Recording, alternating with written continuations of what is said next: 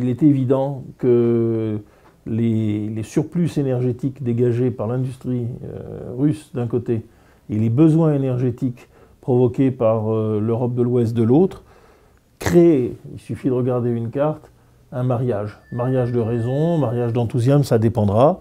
Mais de toute façon, il est évident que c'est l'Europe qui financera toute la prospérité russe en achetant son gaz et son pétrole.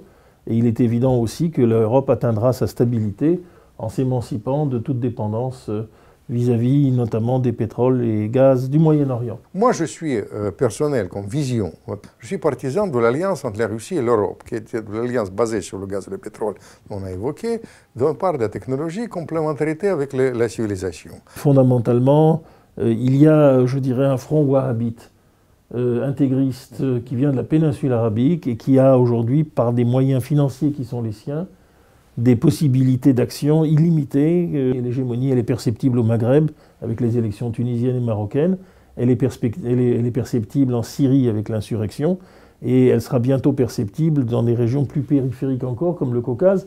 C'est là où les Russes, évidemment, sont en train aujourd'hui, à mon sens, de paniquer un petit peu et d'agir de manière désordonnée, mais à partir d'un symptôme réel.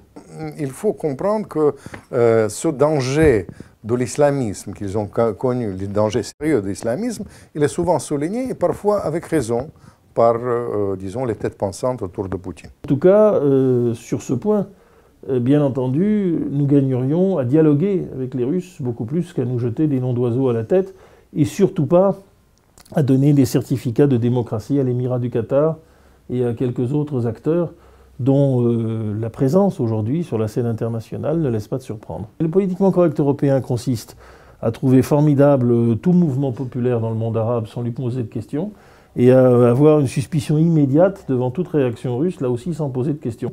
Nos alliés sont en Russie et nos adversaires de demain, même si heureusement nous avons aussi des alliés dans cette région, ils sont dans le Moyen-Orient.